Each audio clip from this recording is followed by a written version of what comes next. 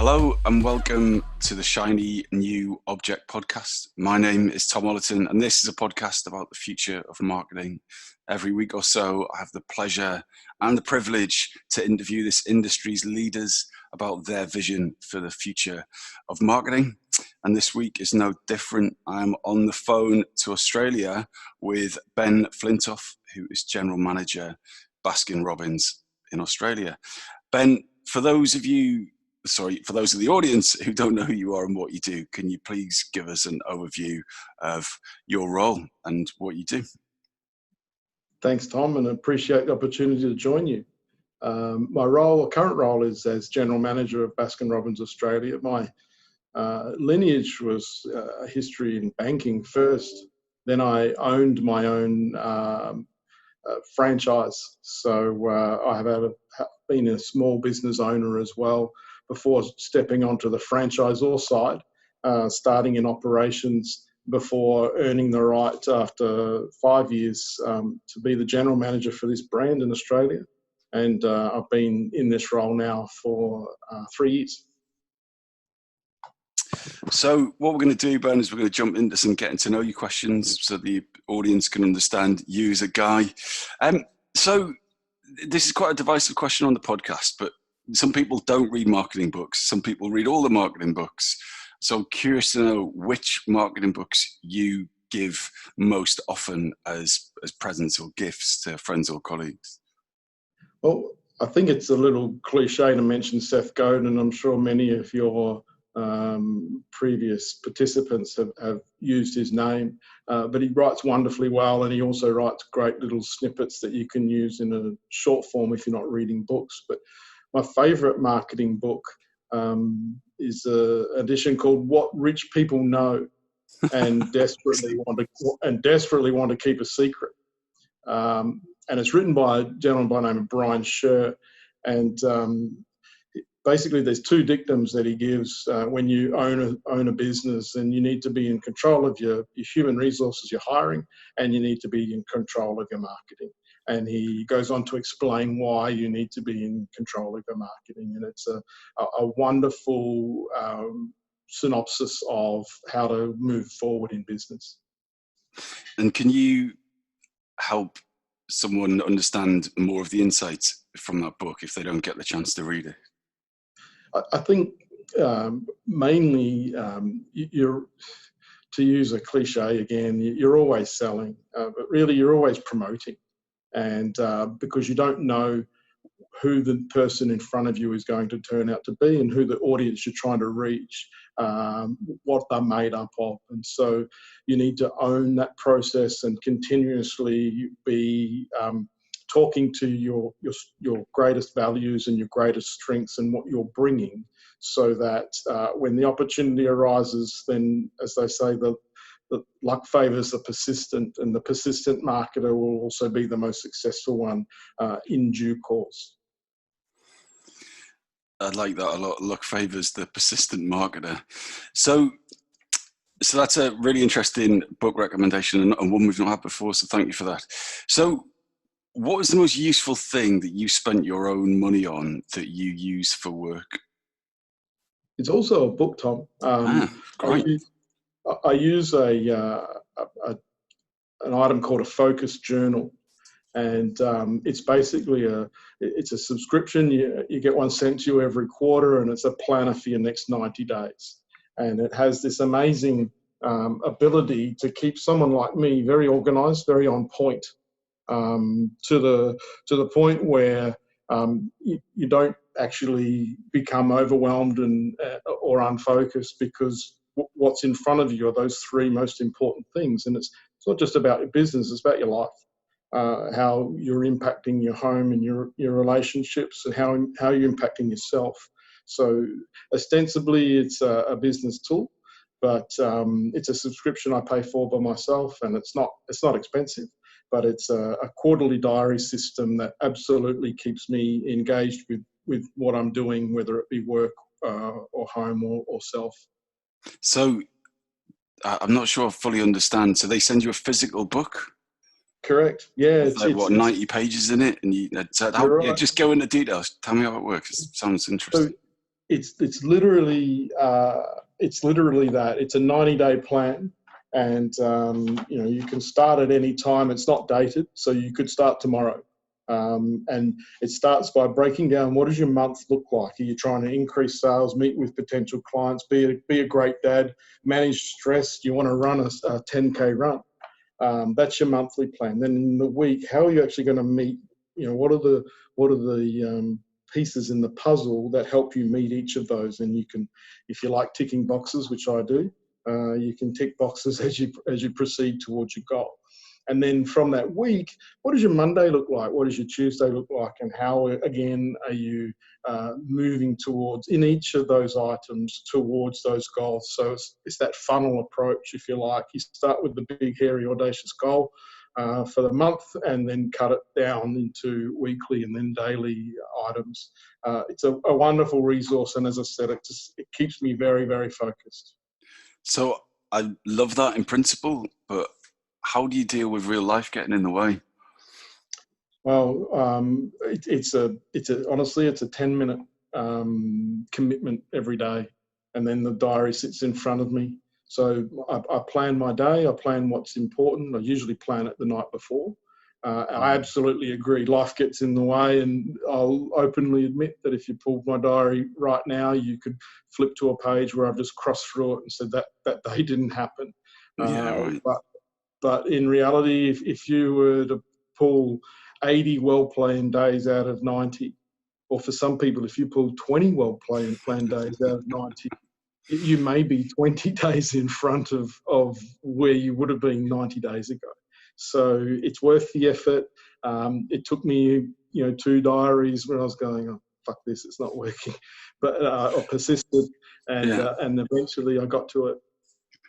Yeah, I think it's a theme that the guests on this podcast come back to, is it like you're never going to get that perfect workout or that perfect diary or that perfect plan, but the practice of aiming drags you closer towards the target than not aiming. You're right. Yep. You miss 100% of targets that you don't set. Yes, indeed. So outside of the focus journal, what has been the best investment of your time or your energy in your career in the last few years? This is the ramp for me. This is where I get excited. It's huge time investment, but it's seeking mentors. People who've done before what I'm trying to do now, seeking them out, spending the time, trying to find something that you can give back to them so you're not a complete time waster. I would hate to be thought of in that vein, but the only way I've been able to move forward is to not fall into the trap of repeating history's mistakes, and seeking a mentor, and many of them, because mentors come and go. Friends shouldn't come and go. It does happen, but mentors do come and go. And the people who've moved through my life, I love to say that I'm still in contact with them and helping them or their network in a way now that I've grown into the person I am now. So how do you go about finding your mentors?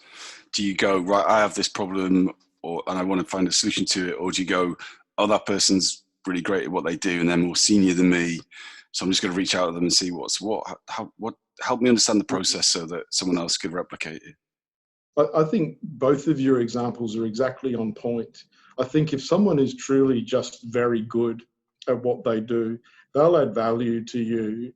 And my father used to say, you pick a feather from every passing goose. And basically what it means is everyone's got something to add, right? And if they're already an impressive person, they're certainly going to have something to add. So you should seek those people out anyway. But then if there's something on point that you have to find someone who's executed it well and you can learn from them, then that's a very much more specific, and you're probably going to be digging a lot more, probably taking recommendations from your network.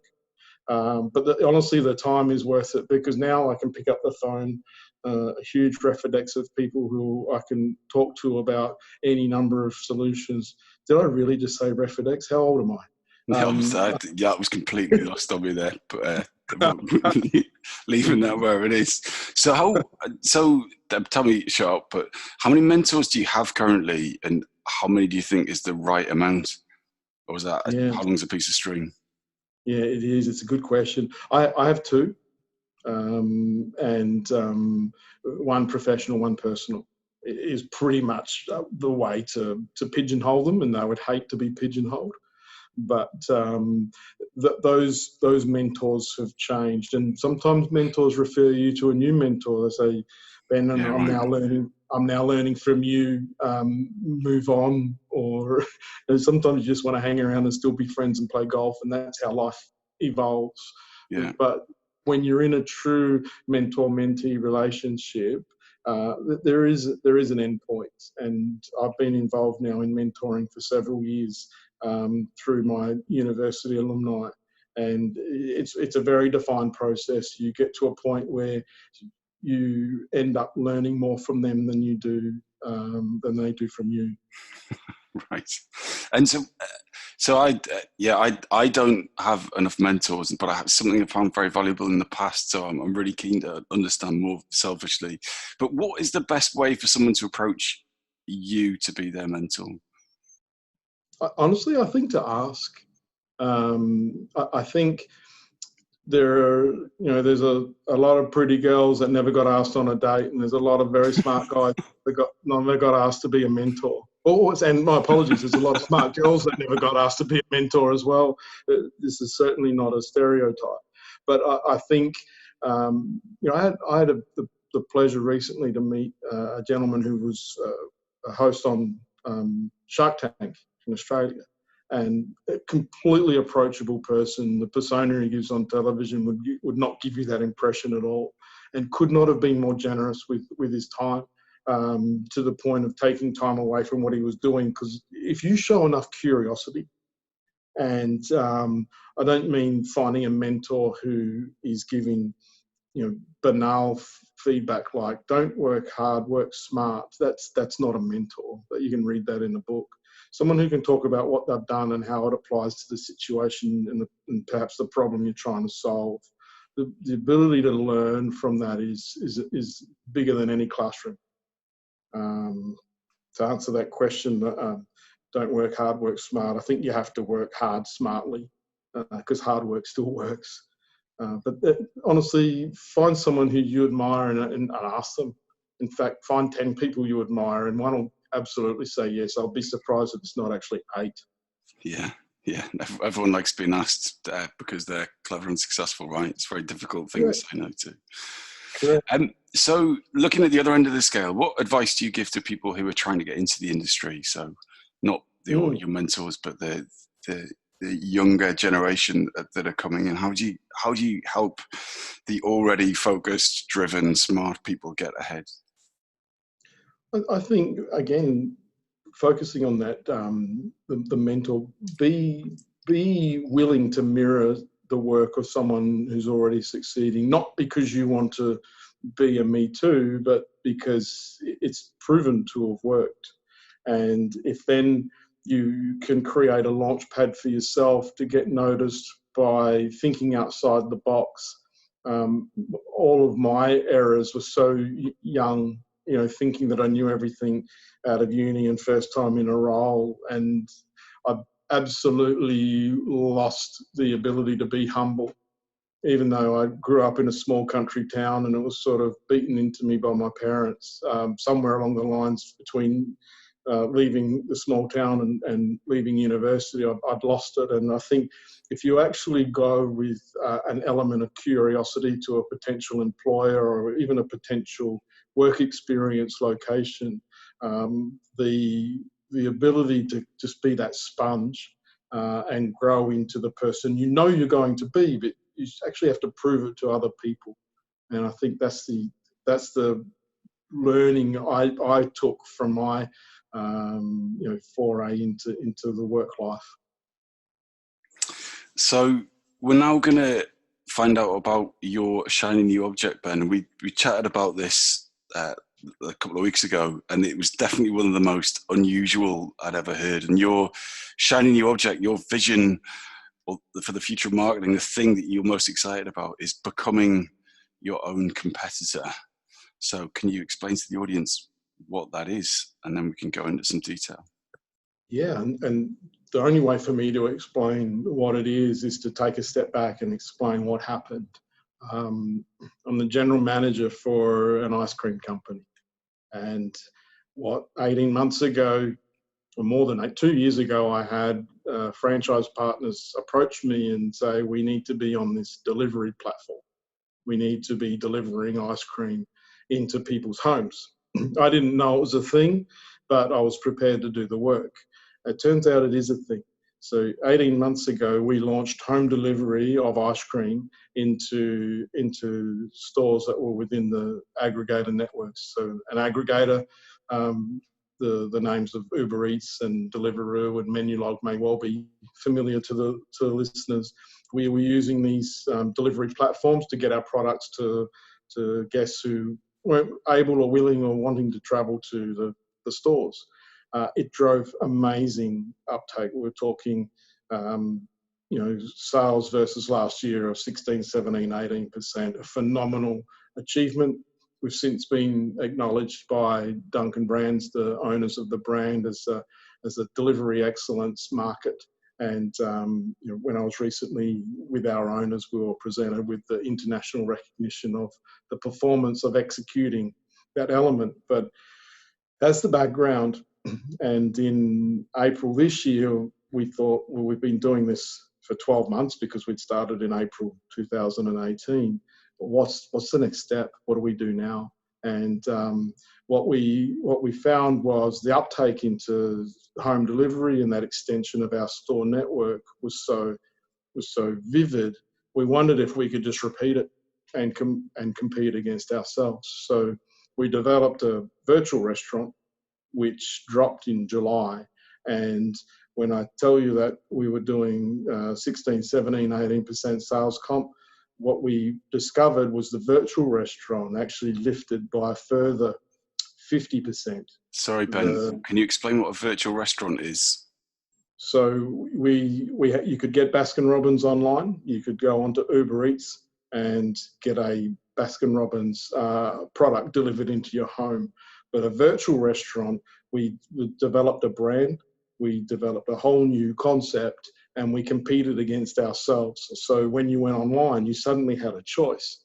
You were getting a Baskin-Robbins product or a product from this ice cream store called Scoops Ahoy, which was themed with the Netflix show Stranger Things. And so was Scoops Ahoy openly selling Baskin-Robbins products, or was it its own products but made by the same company? Even moreover, the pickup point was the Baskin-Robbins. So I might have had a Baskin-Robbins store in inner city London, and the Scoops Ahoy pickup point was still Baskin-Robbins in inner city London. Right, but it's an online store, riffing on Stranger Things, and you order it. And the packaging, does that come as Scoops Ahoy, or was it a Baskin-Robbins experience? The idea was you should not have known that it came, apart from the ice cream, you should not have known it came from Baskin-Robbins. So we had new packaging, new napkins, new serviettes, new experience, new bag even to deliver it in. So the pickup point was from Baskin-Robbins, but the idea was that you felt like you'd had this virtual experience where you ordered from the Scoops Ahoy ice cream store and it was delivered to you. Right, and how? It's incredible that you tied into the whole Stranger Things phenomenon. Have you seen business continue at the same level, or has it suffered from being a kind of like a novelty thing? Without question, promotions like these do absolutely have a novelty impact. When it dropped, as I said, we saw an increase in 50% of the home delivery channel. And I should explain also, there was some cannibalization. So we saw Baskin-Robbins home delivery drop by some 10 to 15,000 in a week, but Scoops Ahoy was taking over 50,000 in a week. So we were clearly taking from our competitors by engaging in the audience who were looking for that new news, if you like. The first 3 weeks were incredible, and as you say, that novelty factor and the association to the product and that show clearly brought some gravity. But it was a 90-day promotion. We had a hard stop, assuming we were going to run through the packaging from our forecast, and we then were able to still see well in excess of the original Baskin-Robbins home delivery channel, the impact onto our bottom line from the Skips Ahoy store. Just from a first look, I'm very impressed that your website is also available as an alternative version in the Upsidedown. That's really nice. You're right.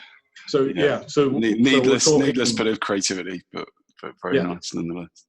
Yeah, it was. So anyone who really resonated with Stranger Things, and I've had conversations with people in the street who literally associated Baskin-Robbins to Stranger Things because of that that virtual restaurant, which wasn't the point. They knew that, or either they'd ordered so much ice cream they just knew what they were getting. But we even renamed our flavors to try and create this platform of what would it look like? We're used to doing this level of ice cream. We want to draw from other competitors, but you sort of got to give up something to get a whole lot more. And so we were prepared to give up a little bit of cannibalization on our own market share to see just how big this pie really was. And it was such an exciting experience. I can tell you, we're going to do it again. And so, are you looking for other like media partnerships, or are you sort of wedded to Stranger Things? How are you thinking about that? I think a media partnership clearly works, and we obviously dotted our I's and crossed our T's. We weren't using IP without the appropriate contracts in place.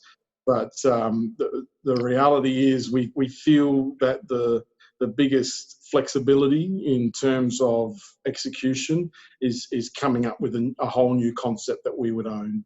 And there's a risk involved of creating something out of nothing, but you can take it down quite quickly if it's not working, and that's where the excitement for us is, because then you suddenly get into new menu concepts and testing, which don't even have to be associated with your main income producing brand, and then they can be brought into the fold in that regard. If it works, yeah. I was particularly entertained by the Upsidedown Sunday, which is literally like an upside down ice cream with a cone at the top of the jar, which is So what? Oh, no, I don't want to get into too much detail. I just want to come like back up a level. So, what was the sort of business outcome of competing with yourselves? Obviously, there was cannibalization. Obviously, you saw an uplift in sales, and you've also tried some kind of new variants. What were the unexpected outcomes that you're going to take forward? I think the learning is it's actually international agreements aside. The execution of the idea is actually quite simple, and you literally get that proverbial blank piece of paper in front of you. And let me tell you, when you've got a 70-year-old brand that you're being handed a blank piece of paper on, that's pretty exciting for your team. And it creates a lot of buy-in and a lot of opportunity. And so we were, we had even competitions, naming the products and designing, because if you're building new packaging, you can't take out your whole range of however many menu products we have in Baskin-Robbins. There's literally 6 or 7 products, or 6 or 7 packaging requirements, and 11 products. And the learning for us was that took some time, but we could do it again, and we could do it faster, and we could do it better. And sometimes that rinse and repeat, creating new news, these delivery platforms, when you're on your mobile, you're talking about 2 inches of real estate, or 4 inches of real estate, depending on what the screen is that someone has. That's a really minute amount of time to capture someone's attention. If you've got more opportunities, by doubling it, by just having a second presence, you're clearly going to get an advantage over your competitors. So if you were going to advise someone who's listening to this podcast to follow your lead of competing against yourself, how would you suggest they went about doing that? Reimagine your product. Reimagine how great it actually is first, and then decide if it actually needs to be changed. And if there are elements of it that need to be tested, then can it being presented as a part of a new brand actually help or hinder you? And that's the danger. You can't play with your brand if it's not actually going to help you. And the biggest thing about our menu is it's quite fixed. You know, internationally you can go anywhere and get a banana split, but can you get a vertical sundae made with bananas turned upside down and turned into a different experience? That was what we were willing to play with. Is your product something that you can have some fun with? And ice cream's very, very simply relatable to that. And if so, I feel that for the sake of some time on the platform, some professional photography, some rethinking of your product range, and I'm not always talking about food here, by the way, I'm trying to stay general. I feel like the effort will always be rewarded. So I get that from the fact that you're a general manager, so you have a lot of sway over changing marketing, changing products, and competing against yourselves. But how would someone who's in a kind of purely marketing function go about doing that? Because typically they wouldn't have the kind of autonomy that you do. So what would be the best way for a marketing function to sell that in internally? I love how you've positioned the question, Tom, because it was my marketing manager who brought this concept to me, and I thought he was mad.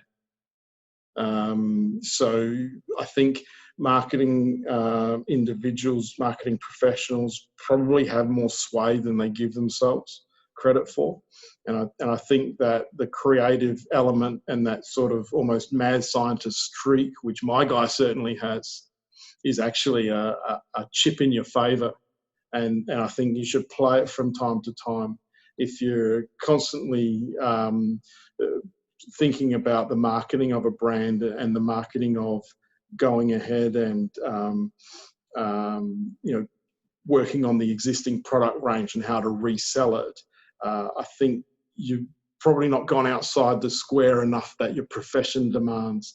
And it's not innovation of the things that the guest thinks they want that's important.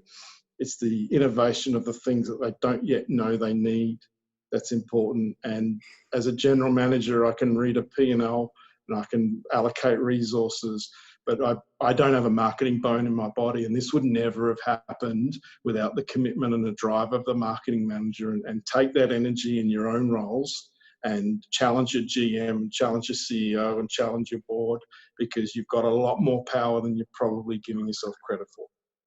Ben, let's leave it there. That's a very, very strong and encouraging place to leave it.